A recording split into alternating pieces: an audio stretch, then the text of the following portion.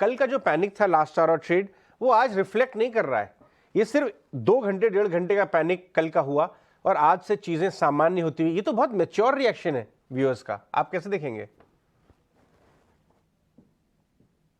मुझे लगता है कि डेफिनेटली अगर मार्केट ने इस तरीके से बिहेव किया है तो ये मैच्योर रिएक्शन है। This are very right words. Market में डेप्थ है, मार्केट में जेन्युइन बायर्स हैं। कल एक खबर थी, ये बात पुष्टि अभी तक नहीं हो पाई है कि सोसाइटी जनरल का कुछ माल बिका था मिड कैप स्मॉल कैप में 3-1 हजार करोड़ का। ये काफी मीडिया में थी। I am not sure, may be वहां से कुछ ट्रिगर हुआ हो, क्योंकि मार्केट जब ऑल टाइम हाई पे होते हैं तो इस तरीके की चीजें कई बार देखने को मिलती हैं।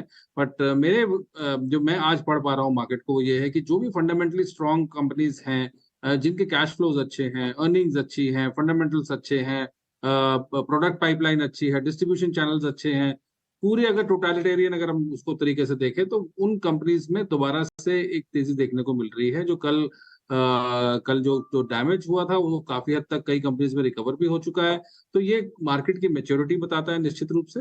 और मुझे लगता है कि ये अच्छा है। ओवरऑल मार्केट में डेप्थ दिखाई दे रही है। इसका मतलब कल कभी कभार फ्लूक ट्रेड की वजह से दिक्कतें हो जाती हैं, मगर अगर मार्केट यहाँ से और ऊपर जाते हैं और कंपनीज में तेजी मिलती है तो आई थिंक ये एक बहुत अच्छी बात है। This is very good positive sign.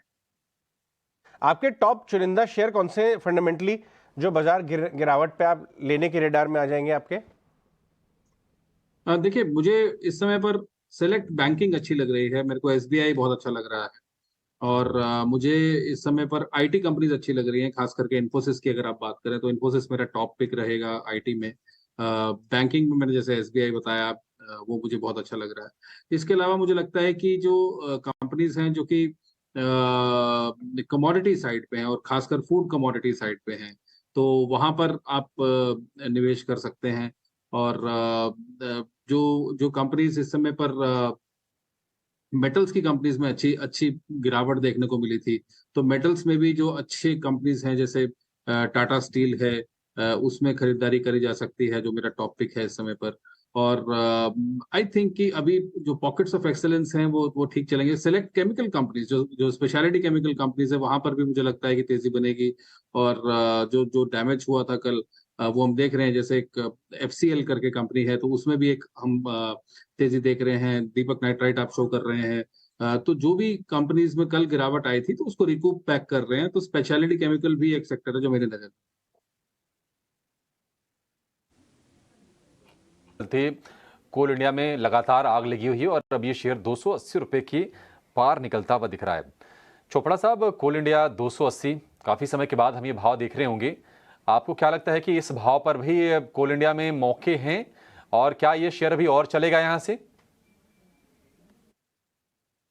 देखिए, कंपनी बहुत अच्छी है और मेरा ये मानना है कि डिविडेंड यील्ड के लिए लोग इसमें बहुत निवेश करते हैं। मगर अगर आप मुझसे पूछें कि अभी भी इसमें मौका है और ऊपर जाएगा, फिलहाल तो लगता है कि करेक्शन होनी चाहिए, क्योंकि ऑलरेडी अगर आप देखें तो मोटा माटी 225 के स्तर से 285 के स्तर तक लगभग भागा है। 60 रुपए की तेजी करी है इसने वन साइडेड। कल का थोड़ा फॉल था, तो ओवरबॉट जोन में है। अगर मैं इसकी सीसीआई चेक करूं या थोड़ा आरएसआई देखूं या बॉलिंगर देखूं तो मेरे को ओवरबॉट जोन में लग रहा है। अगर ये आपको किसी करेक्शन में 230-40 के बीच में मिलता है तो बहुत ही गोल्डन बाय है। एक चीज मैं बोलना चाहूंगा कि जो कोयले के ऑक्शंस हुए थे लेटली कोल इंडिया के, तो जो प्रीमियम्स थे वो बहुत ज्यादा बढ़ गए थे। तो इस दौरान नो डाउट जो बिजली की खपत है वो तो एक कारण है ही। दूसरा, इंटरनेशनल कोल में भी एकदम से तेजी आई। और इंटरनेशनल कोल में तेजी आने की वजह से, क्योंकि हम लोग बहुत सारा कोल इंपोर्ट करते हैं यूएस से, साउथ अफ्रीका से, इंडोनेशिया से, ऑस्ट्रेलिया से, तो इन चारों कंट्रीज और कॉन्टिनेंट से जहां से ये कोयला आ रहा था, वहां पे भी एकदम से तेजी देखने को मिली। क्रूड के बढ़ने की वजह से जो लॉजिस्टिक्स कॉस्ट है वो बढ़ी, तो डोमेस्टिक कोल की डिमांड सडनली बढ़ी है। तो जो जो तेजी आई है, अभी जो प्रीमियम्स बढ़ गए हैं ऑक्शन में, तो उसकी वजह से निश्चित रूप से कोल इंडिया को फायदा पहुंचा है। और उन्हीं माइंस में जहां पे 3-4 महीने पहले बहुत सस्ता कोयला मिल रहा था, वहां पर 1400-1500 रुपए टन की बात हो रही थी, वहां सडनली आपको 3000 3,500 टन तक की बात हो रही है। तो नो डाउट कोयले में तेजी आई है, इसकी वजह से कोल इंडिया का रेट भी बढ़ा है, मगर अभी फ्रेश एंट्री बिल्कुल नहीं बनती। अगर आप अलाउ करें तो मैं 2-3 स्टॉक्स बोलना चाहूंगा जहां पर मुझे लगता है अभी अच्छा तेजी बन सकती है।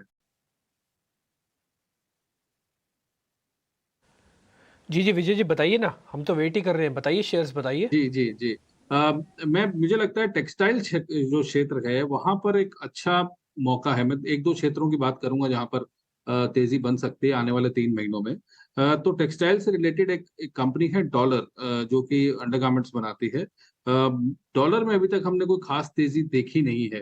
हालांकि हमने देखा था कि लक्स, जो इसका एक कॉम्पिटिटर है, उसमें बहुत अच्छी तेजी बनी थी कुछ दिन पहले।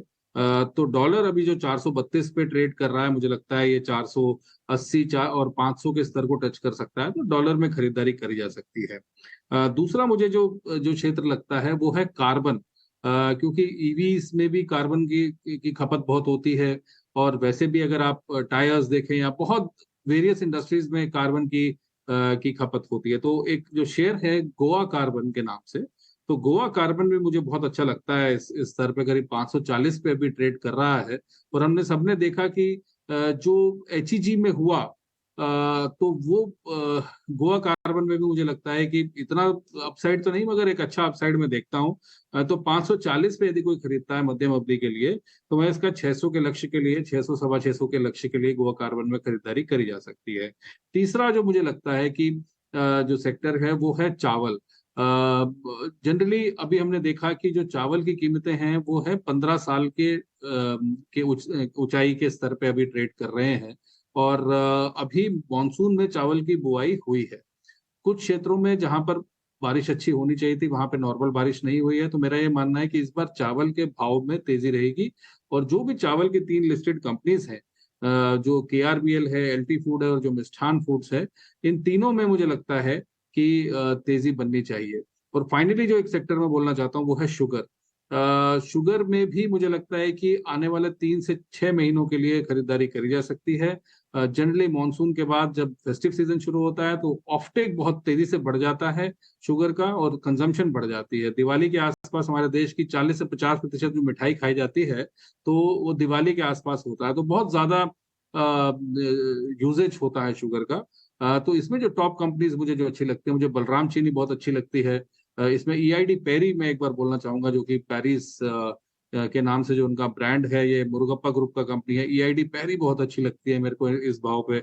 और जो छोटी कंपनीज हैं, उनमें भी मुझे लगता है कि तेजी बननी चाहिए। तो एक कंपनी है उगर शुगर, जो मुझे इस समय पर बहुत अच्छी लगती है, द उगर शुगर के नाम से। तो उगर शुगर में भी मैं एक रिकमेंड करना चाहूंगा, जो एक स्मॉल कैप कंपनी।